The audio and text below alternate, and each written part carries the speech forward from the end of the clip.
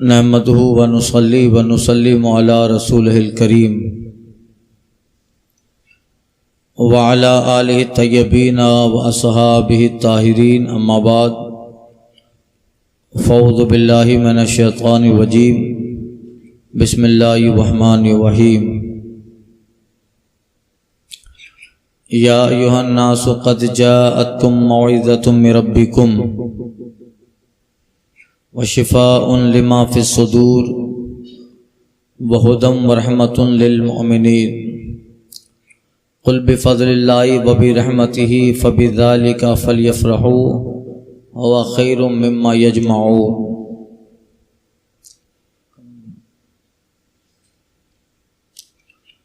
ऐ लोगों, तुम्हारे पास तुम्हारे रब की तरफ से नसीहत आई और दिलों की सेहत और हिदायत और रहमत ईमान वालों के लिए। तुम फरमाओ, अल्लाह ही के फजल और उसी की रहमत उसी पर चाहिए कि खुशी करें, वो उनकी सब धन दौलत से बेहतर है।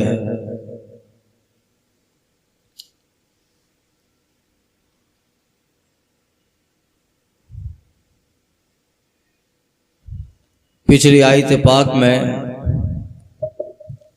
मुशरिकीन पर दुनिया और आखिरत के अजाब का जिक्र था। अब रहमत बारी ताला का जिक्र है। या अय्युहन्नास क़द जाअतकुम मौइज़तुम मिर रब्बिकुम। ऐ लोगों, तुम्हारे पास तुम्हारे रब की तरफ से नसीहत आई। ये कुरान मजीद का जिक्र है और यहाँ कुरान मजीद की 4 सिफतों का अल्लाह ताला ने जिक्र फरमाया। पहली, मौइज़तु मिर रब्बिकुम। ये कुरान अल्लाह ताला की तरफ से नसीहत है। मौइज़तुन, वाज़ुन, वईज़ा, ये सब हम माना है नसीहत के। नसीहत खा पिछली बातें याद दिलाकर हो, आइंदा के अजाब और सवाब को बताकर हो, चाहे डर और धमकाकर हो, उम्मीद और लालच दिलाकर हो, अच्छी बातों की तरफ रग़बत और बुरी बातों से नफरत दिलाकर हो, हर तरह की नसीहत अल्लाह ताला ने कुरान में जिक्र फरमाई।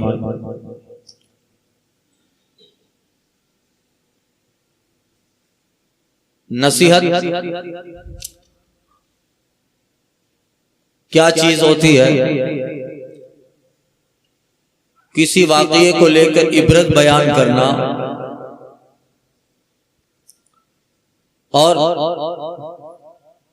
कुछ इस तरह के वाक़यात जो हो गए उनके ऊपर से नतीजा और उस नतीजे को बयान करके नेकी की तरफ रग़बत देना, ये नसीहत है।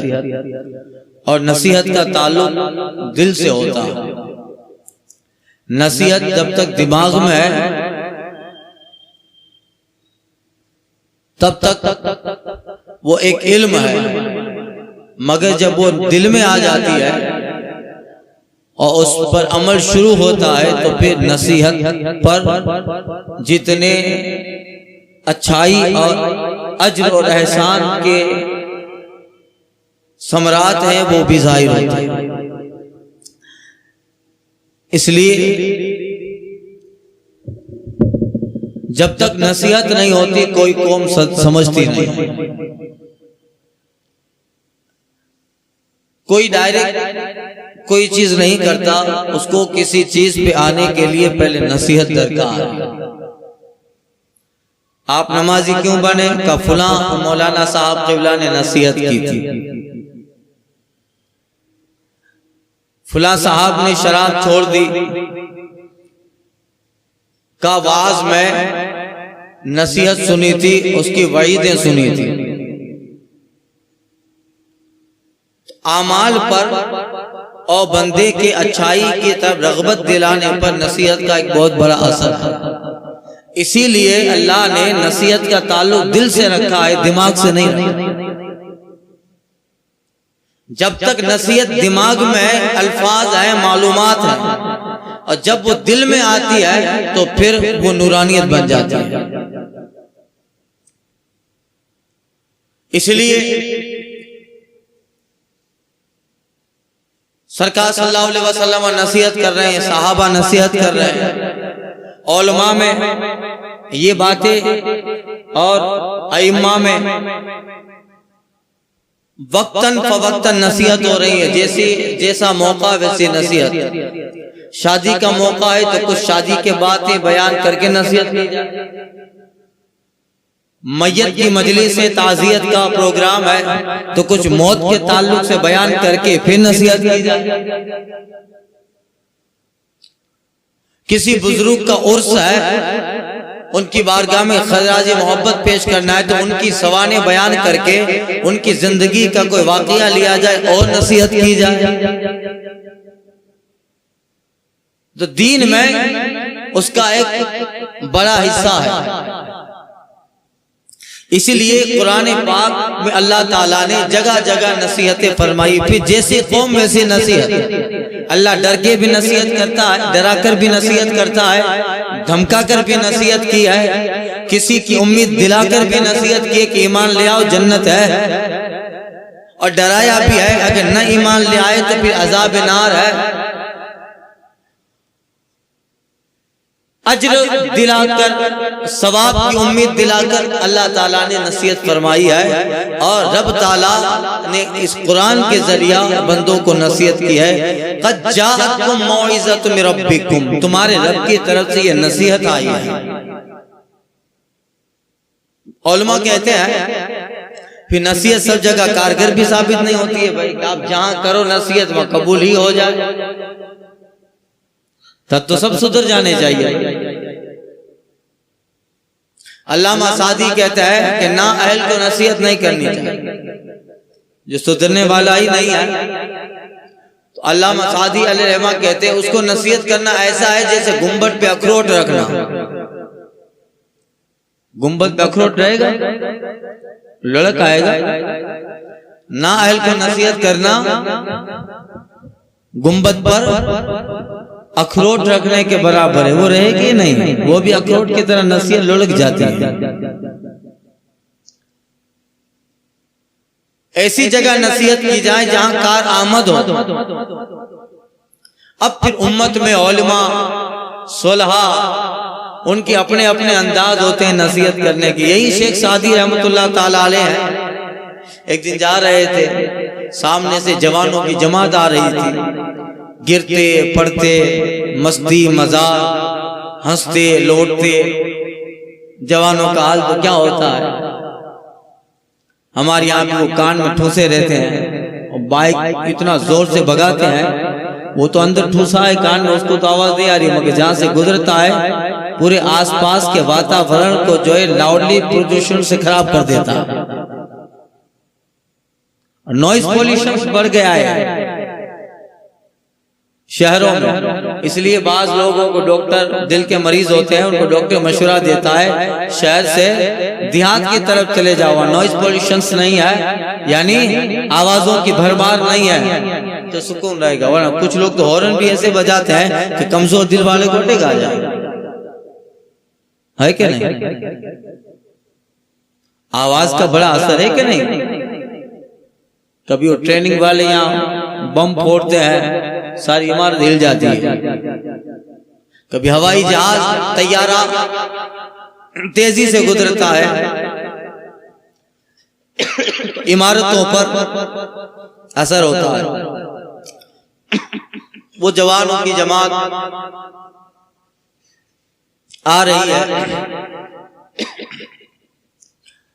हजरत अल्लामा सादी सोचते हैं कि इनको नसीहत की जाए, मगर अपना नसीहत का अंदाज होता है भाई, अखलाक। अल्लाह फरमाता है वदू इला सबिल रब्बिका बिल हिकमति वल मौइज़तिल हसना, और अपने रब की तरफ बुलाओ हिकमत और अच्छी नसीहत से।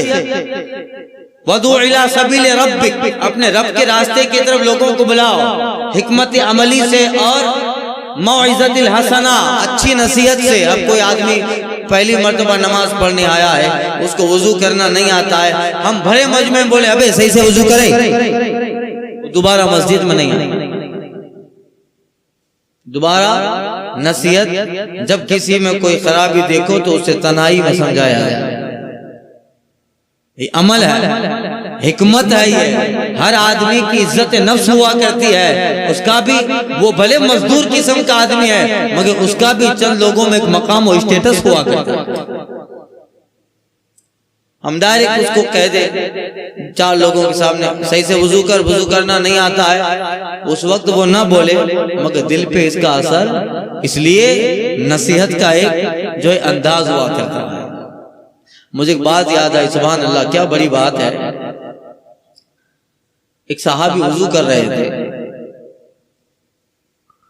और वजू में कुछ तरतीब बदल गई होगी या कुछ ऐसा रहा होगा, वाकई मशहूर है।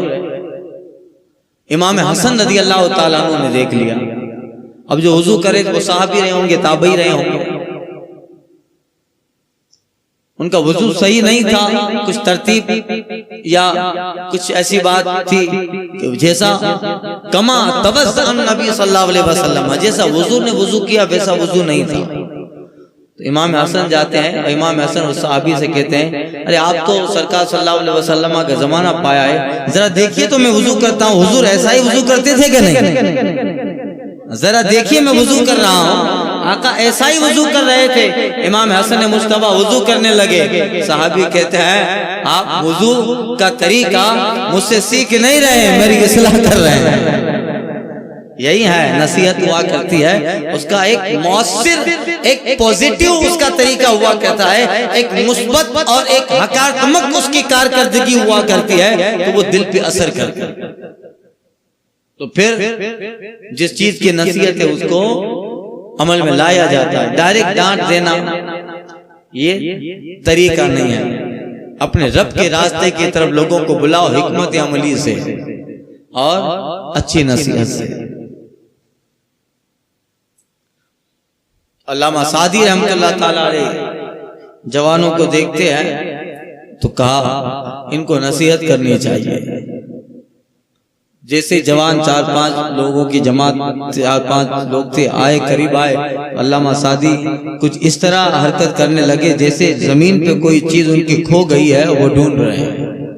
जवानों की जवान करीब से गुजरी, का बुढ़े में क्या तलाश कर रहे हैं? अल्लामा सादी कहते हैं अपना काम, अपना रास्ता संभालो, जो मैं तलाश कर रहा हूँ वो तुम्हें नहीं मिलेगा। अजीब बात है, आप बूढ़े हैं, आपकी निगाह कमजोर है, हम जवान हैं, हमारी निगाहों में ताकत है, आपको मिल जाए हमें ना मिले। कहा हाँ मुझे जो मिल जाए वो तुम्हें नहीं मिलेगा। कब बताइए तो सही, मगर ढूंढ क्या रहे हैं? अल्लामा सादी कहते हैं मैं अपनी जवानी तलाश कर रहा हूँ, मैं अपनी जवानी तलाश कर रहा हूँ। वो जवान समझ गए बूढ़े मियाँ नसीहत करना चाहते हैं कि जो जवानी है ये इस तरह की लाउबालियत, आवारगी और इस तरह की बेहूदगी के लिए नहीं है, ये जवानी तो अल्लाह ताला की इबादत के लिए है। बूढ़े मियाँ की जवानी चलेगी, अब आ नहीं सकती। हमें नसीहत कर रहे हैं कि हमारा जो जमाना है बड़ा अहम है, बड़ा अहम है, उसको संभाला जाए। ये नसीहत का अंदाज था तो उनके दिलों पे असर कर गया। दिल से जो बात निकलती असर रखती है, पर नहीं ताकत परवाज़ मगर रखती है, कुत्सियुल अस्ल है, रिफत पे नजर रखती है, गर्दों से उड़ती है, अश पे नजर। इकबाल ने अच्छी बात। तो अब ये होता है नसीहत जवानों को। इतनी बात बहुत हो गई, कहाँ इबादत बंदगी के दिन है जवानी, जब ये चली जाएगी तो आदमी कहता रहे अल्लाह शबाब यऊद, काश जवानी लौट आए, मगर जवानी लौटने वाली, हकीमों के हकीम दुनिया से चले गए। ऐसी जड़ी बूटी तलाश करें कि जवानी फिर आ जाए, मगर नहीं आए। मुफ्ती आजम हिंद अलैहिर्रहमान ने बड़ी अच्छी बात कही, कहते हैं रियाजत के यही दिन है, बुढ़ापे में कहाँ हिम्मत। आपकी जवानी का दौर होगा। रियाजत के यही दिन हैं, बुढ़ापे में का हिम्मत, जो करना है अभी कर लो, अभी नूरी जवां तुम हो। जो करना है अभी कर लो, अभी नूरी जवां तुम हो। फकत निस्बत का जैसे हूं, हकीकी नूरी बन जाओ। हुजूर सैयदना अहमद नूरी मारेली रहमतुल्लाह ताला अलैह से मुरीद हैं। आपसे खिलाफत तो इजाजत है, इसलिए नूरी लिखते हैं मुफ्ती आज़म में। कहता है फकत निस्बत का, वो उनकी खाकसारी है, वरना फकत निस्बत के नूरी नहीं थे। फकत निस्बत का जैसे हो, हकीकी नूरी बन जाओ। जो मुझे देखे के उठे मियाँ नूरी मियाँ तुम, मियाँ नूरी मियाँ तुम हो। तो ये हुआ करता है जवानी में सुधर जाना। अल्लामा सादी कहते हैं तौबा दर जवानी शियारे पैगंबरी अस्त, वक्त पीरी गुर्गे जालिम शवत परहेजगार। जवानी में तौबा, सुधरना और आमाल इबादत में लग जाना, यही अंबिया किराम का पसंदीदा तरीका है। बुढ़ापे में तो जालिम भेड़िया भी मुत्तकी और परहेजगार बन जाता है। वक्त पीरी गुर्गे जालिम मिशवत परहेजगार, बुढ़ापे में जालिम भेड़िया भी मुत्तकी बन जाता है। अब उसमें पंजों में ताकत ही नहीं रही है भाई, अब तौबा करके बैठेगा और मुत्तकी ही बनेगा। नसीहत का अपना एक असर हुआ करता है। अगले दौर में जब सलातीन घबराया करते थे, उन्हें नींद नहीं आती थी, तो वो किसी बुजुर्ग के बारगाह में जाकर बोलते थे इज़्नी नसीहत की। हारून रशीद अपने महल में बैठा है, एक दिन और उसे नींद नहीं आ रही, अपने वजीर से कहता है कुछ बात है, आज नींद नहीं आ रही, सल्तनत में कुछ उलट पलट हुआ है, सल्तनत में कुछ उलट पलट हो गया है, नींद नहीं आ रही है। उनका नींद न आना भी इन्हें ये बता देता था कि आज कुछ हो गया है। तो अपने वजीर से कहते चलो किसी के पास मुझे ले चलो, नसीहत करें तो शायद दिल में बात उतर जाए, दिल नरम हो तो नींद आ जाए। आधी रात को वजीर लेकर एक सूफी के पास जाते हैं, हजरत अबू इसहाक, उस जमाने के बहुत बड़े मुहद्दिस से ले गए। दरवाजा रात को खटखटाए, कौन कामिल मोमिनीन है? दरवाजा खोला, हजरत आप आए, मुझे बुला लेते दरबार में आ जाता। क्या हुआ? का नींद नहीं आ रही, नसीहत कीजिए। बादशाह को नसीहत करते हैं। बादशाह ने वजीर से कहा, वजीर बादशाह ने हजरत से कहा, मुहद्दिस से कहा, मुहद्दिस साहब से कहा आपका कुछ कर्ज है? कहा थोड़ा कर्ज है। वजीर से कहते हैं हजरत को दे दो, कर्ज अदा कर देंगे। चले, कब चलो और किसी के पास ले चलो, अभी भी मजा नहीं आया। फिर एक और साहब के पास गए, एक बुजुर्ग के पास गए, वहां से निकले, उनको भी दिया कि आपका कर्ज है, कहा लो ये कर्ज अदा कर देना। आखिर में गए, चलो हजरत फुजैल बिन अयाज के पास जाते हैं। हजरत फुजैल बिन अयाज के पास आए। फुजैल बिन अयाज अपने वक्त के सूफिया में एक जबरदस्त मकाम और मनसब है। हजरत फुजैल बिन अयाज रात को इबादत में मशगूल है। आधी रात को दरवाजे पे दस्तक होती है, कौन है? का हुजूर दरवाजा खोलें, अमीरुल मोमिनीन आए हैं, बादशाह वक्त आए हैं। फुजैल बिन अयाज कहते हैं अस्तगफिरुल्लाह, ये दुनिया का मेरे दरवाजे पे क्या काम?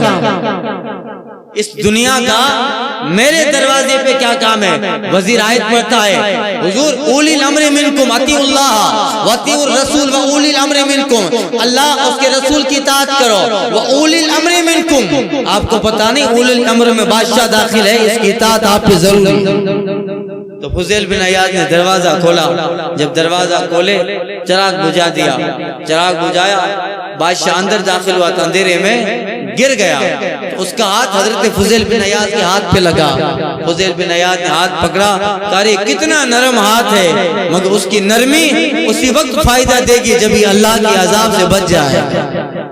कितना नरम हाथ है, अगर अल्लाह के अजाब से बच जाए फिर जो है हजरत फुजैल बिन अयाज उस बादशाह के डर से चले गए ऊपर का, मैं इसके पास नहीं बैठूंगा, ऊपर बाला खाने पे। वजीर कहता है हुजूर नीचे तशरीफ लाए और बादशाह वक्त आपसे नसीहत करना सुनना चाहते हैं, क्या ये हुजूर की तालीम नहीं है कि तुम्हारे दरवाजे पे कोई आए तो नसीहत दी जाए? फुजैल बिन अयाज नीचे उतरे, कहो। हजरत हारून रशीद कहते हैं हुजूर नसीहत कीजिए, आज नींद नहीं आ रही है। का बादशाह इतनी सारी सल्तनत चलाते हो, पता नहीं किसका आ जाता होगा जो हक है ना हक है, और वो सल्तनत में जमा हो जाता होगा तो नींद नहीं आएगी।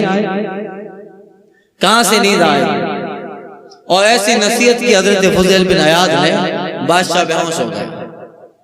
होश में आया थोड़ी देर के बाद, फिर बादशाह कहता है इज़नी, और नसीहत कीजिए। हजरत फुज़ैल बिन अयाद कहते हैं अल्लाह से डरो। जब हजरत उमर बिन अब्दुल अजीज खलीफा वक्त बने, उनका हाल क्या था, और उनके ताल्लुक से फिर कुछ बातें बयान करके बताया। याद रखो तुम्हें अल्लाह 2 मर्तबा पकड़ने वाला है। एक तो अल्लाह ताला तुम्हें तुम्हारी जात के ताल्लुक से भी क़यामत में सवाल करेगा। अल्लाह इन सब लोग जिनके तुम बादशाह बने हो, इनके ताल्लुक से भी क़यामत में तुम्हें सवाल होगा। लिहाजा आम लोग तो 1 मर्तबा पकड़े जाएंगे, तुम्हें 2 मर्तबा पकड़ा जाएगा। इसलिए अल्लाह से डरो। कहते हैं फुज़ैल बिन अयाद, ये मत समझो कि बादशाह ओहदा है, बादशाह आजमाइश है, ओहदा नहीं है, आजमाइश है। अल्लाह अल्लाह इतना कहा, फिर बादशाह बेहोश हो गया। वजीर था, वो कहता है फुज़ैल बिन अयाद रज़ियल्लाहु ताला से, अरे आप मार डालोगे क्या बादशाह को? बार बार ऐसे ऐसे जुमले बोल रहे हो कि बादशाह खौफ खुदा से बेहोश हो जाता है, मार ही डालोगे? फुज़ैल बिन अयाद कहते चुप रहो, तुम ही लोगों की खुशामदी की वजह से इन लोगों में तकब्बुर पैदा होगा।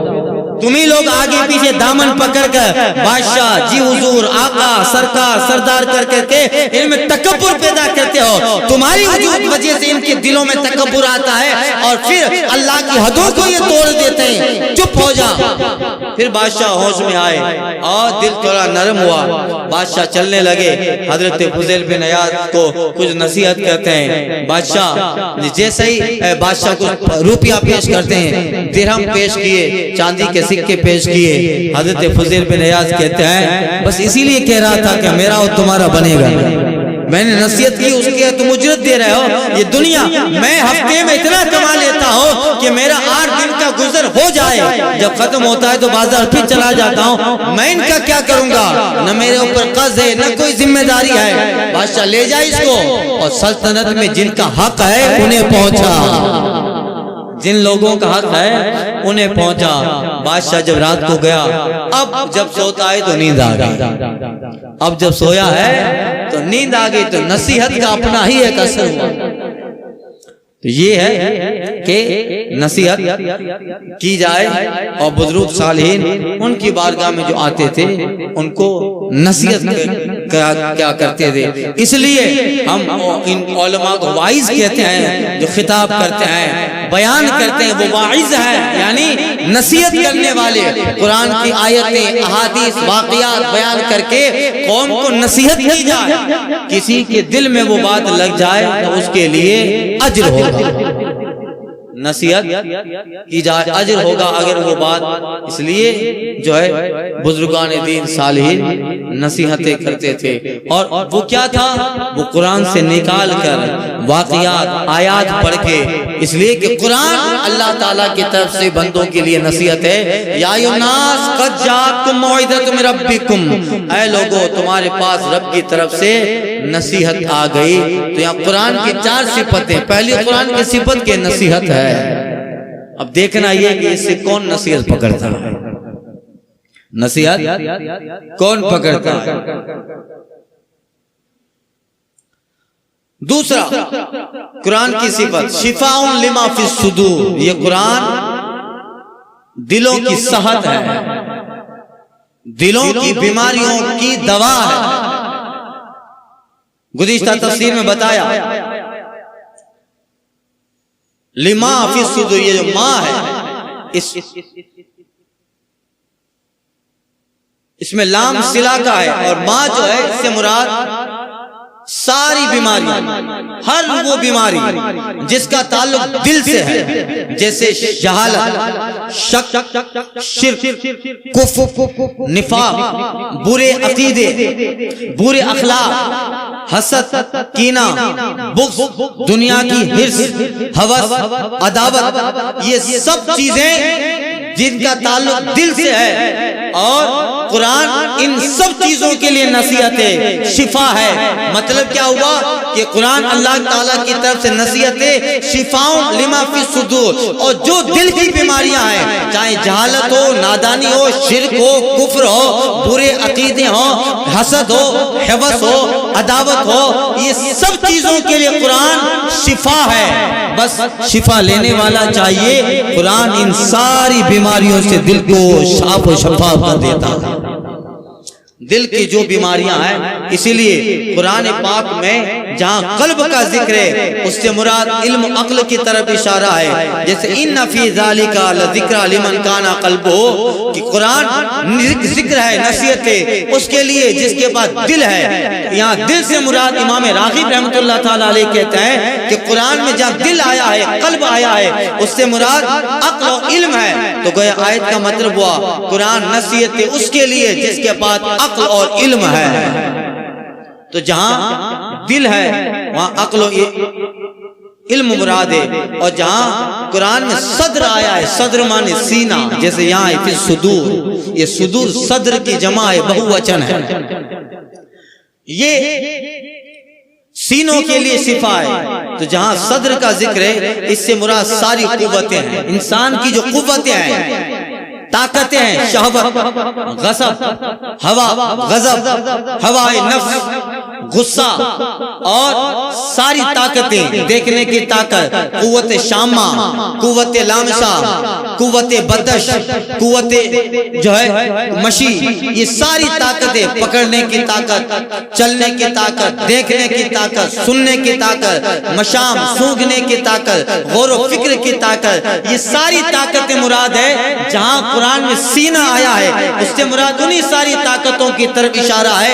और कुरान ने दोनों तरफ इशारा किया है। यहाँ सद्र फरमाया और एक आयत में अल्लाह फरमाता है नुनज़्ज़िलु मिनल कुरान मा हुवा शिफाउन व रहमतुल लिल मोमिनीन। तो गोया इन सब का, और ये आयत करीमा इन्ना फी ज़ालिका लज़िक्रा लिमन काना क़ल्बुहु, या कल्ब मुराद। तो अब गोया पता चल गया कि अंदर की बाहर की सारी बीमारियां, चाहे बीमारी का ताल्लुक दिल से हो, जहालत है, शिर्क है, कुफ्र है, निफाक है, हसद है, या ज़ाहिरी सारी चीजों की बीमारियां हो, जैसे मर्द है, बीमारी है और जख्म है और तरह के दर्द है, इन दोनों ज़ाहिरी बातिनी बीमारियों के लिए कुरान शिफा है, शिफा है। बातिनी बीमारियों के लिए भी शिफा है। बस इंसान जरा कुरान से करीब तो हो जाए।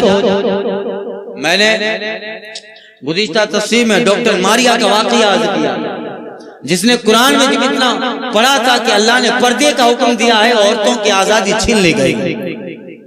तो कहा कुरान में देखूं, मैं फॉल्ट निकालूं कि इतनी औरतों को आजादी क्यों नहीं दी, बुर्का पहने, हिजाब पहने, ये तो आजादी पे शबखुन मारा गया। वो पढ़ती रही, एक चीज की तरफ गई, मगर उसे कई एक मज़ामी मिल गए, कई एक टॉपिक मिल गए। नतीजा क्या हुआ, वो किसी भी नियत से पढ़ रही थी, मगर कुरान का अंग्रेजी में जब अनुवाद पढ़ रही थी, तर्जमा पढ़ रही थी, उसकी तफसीर पढ़ रही थी। अबू हुरैरा की मैंने बात अर्ज की थी, ये तो फवारा है, जो करीब आएगा छींटा उड़ेगा। ये तो एक फवारा है इल्म का, हिकमत का, हिदायत का। अल्लाह फरमाता है हुदल लिन्नास, इस कुरान में हिदायत है, हुदल लिल आलमीन, जमानों के लिए हिदायत है, मोमिनीन के लिए हिदायत है, यानी सब लोगों के लिए कुरान हिदायत है। ये हिदायत का फवारा है, चश्मा है, जो करीब आएगा छींटा पड़ेगा, छींटा ही बहुत काफी है। डॉक्टर मारिया किस नियत से कुरान पढ़ रहे थे, मगर जब मज़ामीन देखे, कुरान की सदाकत पढ़ती गए, यहाँ एक एक वाक़िया कुरान में अंबिया किराम के किस्से, वाक़ियात, हिकमतें, दानाई की बातें, और अल्लाह ताला ने इस तरीके के बातें और नसीहतें फरमाई है। नतीजा क्या हुआ, इस फवारे का छींटा डॉक्टर मारिया के दिल पे उड़ता है। कलमा पढ़ा, मारिया हाफिजा मरियम बन गई। क्या बन गई? और इस्लाम कबूल किया। आज भी यूरोप में मदरसा चलाती है और हजारों ईसाई औरतों को उसने कलमा पढ़ा के मुसलमान कर दिया। लिमा फिस सुदूर, जो दिलों की बीमारियां हैं, इससे कुरान शिफा, और जो जाहिरी बीमारियां हैं, कुरान इससे शिफा देता है। वनुनज़्ज़िलु मिनल कुरान मा हुवा शिफाउन व रहमतुल लिल मोमिनीन, और हम कुरान में नाजिल करते हैं शिफा मोमिनों के लिए। तो अब कुरान पढ़ के दम उलमा करते हैं कि नहीं? सूफिया में ये बातें, कुरान की आयतें पढ़ के दम करो, कुरान पढ़ के दम किया जाए, शिफा मिलती है। मरीज खुद पढ़ता है, अपने ऊपर दम करता है, तो फिर अल्लाह ताला आयात कुरान और सूरह कुरान, अल्फाज कुरान की बरकतें जिस्म पे जाहिर करता है और शिफा सामने आ जाया करती है। ये शिफा लिमा फी सुदूर, जो अंदर की बीमारियां हैं उससे भी कुरान शिफा देता है, बाहर की बीमारी। इसलिए कुरान पढ़ने की आदत डालनी चाहिए रोजाना मामूल। इसीलिए कुरान को इन्हीं हिस्सों में तकसीम किया गया है। मैंने इससे पहले बताया था 7 मंजिलें। अगर आदमी हफ्ता में कुरान खत्म करना चाहता है तो रोजाना 1 मंजिल पढ़े। 7 मंजिलें हैं कुरान की हफ्ता में। अगर आदमी महीने में खत्म करना चाहता है रोजाना 1 पारा पढ़े। और फुर्सत नहीं है, एक पैराग्राफ पढ़ना चाहता है, एक रुकू पढ़े। एक रुकू एक वाकया होता है, जब रुकू खत्म होता है तो नया बयान शुरू होता है, या वही बयान होता है मगर थोड़ा कट के होता है। तो फिर यह रोजाना पढ़ो। जो रोजाना कुरान पढ़ता है, इमाम गजाली रहमतुल्लाह ताला अलैह ने एक हदीस के ताल्लुक से नकल किया है कि जिसकी रोजाना कुरान पढ़ने की आदत है, जब वो इंतकाल करेगा और कयामत के बाद जब अल्लाह ताला कब्रों से उठाएगा, और ये जब कब्र से उठेगा तो कुरान पढ़ते हुए उठेगा। जिसकी रोजाना कुरान पढ़ने की आदत है, पढ़ा कीजिए, कुरान पढ़ें, घर पे रहें, पढ़िए। वक्त फ्री है, दुकान पे बैठे हैं, कुरान पढ़ते रहिए। और जो है उसके कुछ सूरतें याद कीजिए। और कुछ सूरतें कुरान की इतनी अहम है कि याद ही होनी चाहिए। बच्चों को याद हो, सूरह रहमान याद होनी चाहिए, सूरह यासीन जो कल्ब कुरान कहा जाता है, सूरह यासीन याद होनी चाहिए। इसी तरह सूरह बकरा की आखिरी आयत है आमन रसूल बिमा उनजिला, ये याद होना चाहिए। और कुरान की आखिरी 10 सूरतें सूरह फील से लेकर नास तक ये याद होनी चाहिए। ये कुरान की कुछ अहम सूरतें हैं जिसको नमाज में बार बार पढ़ा भी जाता है और याद हो। सूरह रहमान है, सूरह यासीन है, और सुबह सुबह इनकी तिलावत हो। रोजाना कुरान पढ़ने का आदी है, वो कब्र से भी कुरान पढ़ के उठेगा और जन्नत में भी कुरान पढ़ते पढ़ते दाखिल होगा।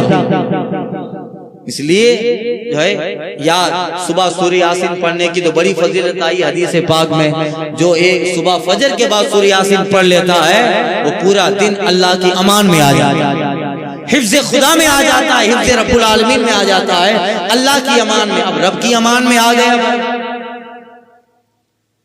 डीएसपी किसी को कह दे कि भाई ये मेरा है तो हाथ नहीं लगाएगा, मेरी अमान में है,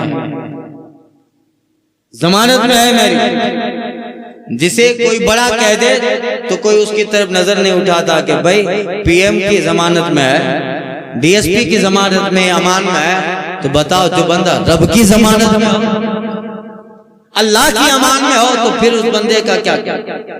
इसलिए पढ़ना चाहिए, उससे रूहानियत मजबूत होती है, दिल को तकवा मिलता है, और हकीकी जो इत्मीनान कल्ब है वो कुरान को पढ़ो जैसे पढ़ना चाहिए। कभी तर्जमे के साथ कुरान को पढ़ो और तनाई में पढ़ो। कुरान एक ऐसी चीज है, दुनिया की आप सारी अल्फाज को ले आओ, मेरा दावा है वो अल्फाज चाहे कितने ही अच्छे लिखे गए हों, आदमी कब तक सुनेगा? जब तक सुनेगा 2, 4, 10, 15, 100 मरतबा सुनेगा। बार बार जब उन अल्फाजों की तकरार उसके कानों में होती रहेगी तो एक दिन वो उगता जाता है। भाई इसी चीज को बार बार क्यों सुनना? चाहे उसका ताल्लुक देखने से हो, चाहे उसका ताल्लुक सुनने से हो, कोई भी चीज बार बार सुनेगा तो एक दिन आएगा उगता जाएगा। बहुत तो सुन लिया, कुरान ऐसा है हजारों मर्तबा पढ़ो, उठाता नहीं है, इससे उकताया नहीं जाता है, उससे लज्जत मिलती है, दिल को सोदो गुजार मिलता है, रिक़्क़त क़ल्ब आती है।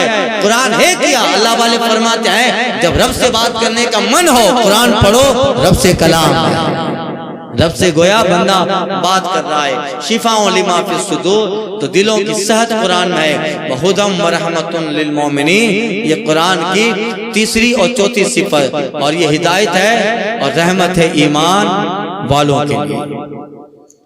हुदम व रहमतुन लिल मोमिनीन, तीसरी और चौथी सिफत हिदायत आम, कुरान की जो आम हिदायत है ये हर इंसान आम हिदायत, आओ और ईमान ले आओ,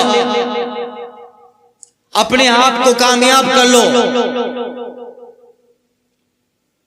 कुलू ला इलाहा इल्लल्लाह तुफ्लिहू, ला इलाहा इल्लल्लाह कहो कामयाब हो जाओगे। सबके लिए है हिदायत और सबको कुरान दावत दे रहा है कि ईमान के दायरे में आ जाओ। और इसकी जो हिदायत खासा है ये खास मोमिनों के लिए। मोमिन है तो ईमान ले आ चुका, अब जब ईमान ले आया है तो फिर कुरान उसके लिए किसकी हिदायत है? तो कुरान उसके लिए तकवा की हिदायत है, मारिफत इलाही की हिदायत है, परहेजगारी की और बहुत सारे मकामात और मनासिब और मरातिब की कुरान हिदायत है मोमिनों के लिए। और उन मंजिलों की तरफ कुरान हिदायत देता है, कुरान रहनुमाई करता है।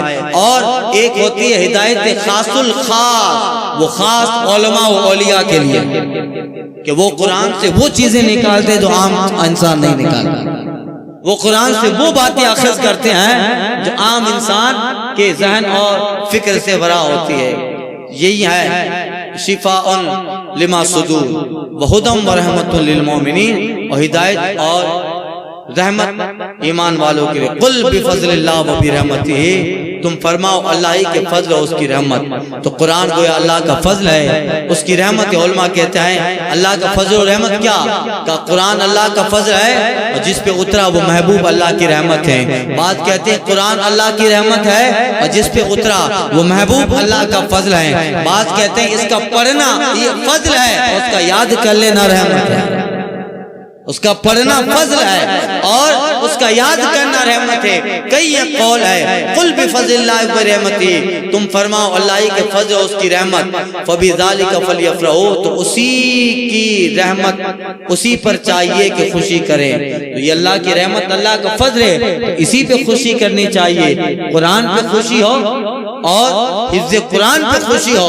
या उलमा कहते हैं ये कुरान जिस पे उतरा है साहिब कुरान पर खुशी के महबूब सल्लल्लाहु अलैहि वसल्लम पे कुरान उतरा और महबूब की आमद पर खुशी हो कि अल्लाह की रहमत। कुरान क्या कहता है? अल्लाह की रहमत पर खुशी मनाओ, और रसूलुल्लाह सल्लल्लाहु अलैहि वसल्लम अल्लाह की रहमत रहमतुल लिल आलमीन, अल्लाह की तरफ से आलमीन के लिए हुजूर रहमत है। तो गोया हुजूर पर खुशी मनाओ। इसलिए उलमा कहते हैं कि आयत मिलाद है। रसूल पाक सल्लल्लाहु अलैहि वसल्लम दुनिया में रहमत बन के तशरीफ ले आए, अल्लाह का फजल है मुस्तफ़ा, अल्लाह की रहमत है मुस्तफ़ा। तो हुजूर जब आए हैं, हुजूर जब दुनिया में तशरीफ ले आए तो बस ये अल्लाह का फजल और रहमत आ गई। अब ए मोमिनो, इस रहमत और फजल के आने पे खुशी मनाओ। उलमा कहते ये आयत ईद मिलादुन नबी के ताल्लुक से दलील है। महबूब आए हैं अल्लाह का फजल और रहमत बनकर, अब खुशी बनाओ। फलयफ़रहू, तो चाहिए अल्लाह की रहमत अल्लाह का फजल जब आए तो खुशी मनाओ। तो इस दिन अल्लाह के महबूब आए, आज से तो वो दिन शुरू हो रहा है, ये पहली शब है। तो हुजूर की आमद पर खुशी हो, हुजूर के तशरीफ लाने पर खुशी हो कि अल्लाह की रहमत पे खुशी होती है, अल्लाह के फजल पर खुशी होती है। आला हज़रत कहते हैं सुबह तैयबा में हुई बटता है बाड़ा नूर का, सदका लेने नूर का आया है तारा नूर। हवा खैर मिम्मा यजमऊ, वो उनकी सब धन दौलत से बेहतर है। अल्लाह के महबूब की आमद पे खुशी मनाना, ये अल्लाह के फजल और करम पे खुशी मनाना, ये दुनिया की सारी धन और दौलत से बेहतर है। आगे और इंशाअल्लाह ताला इस आयत करीमा का एक और हिस्सा आइंदा के दर्स में अर्ज़ करता हूँ। अल फातिहा।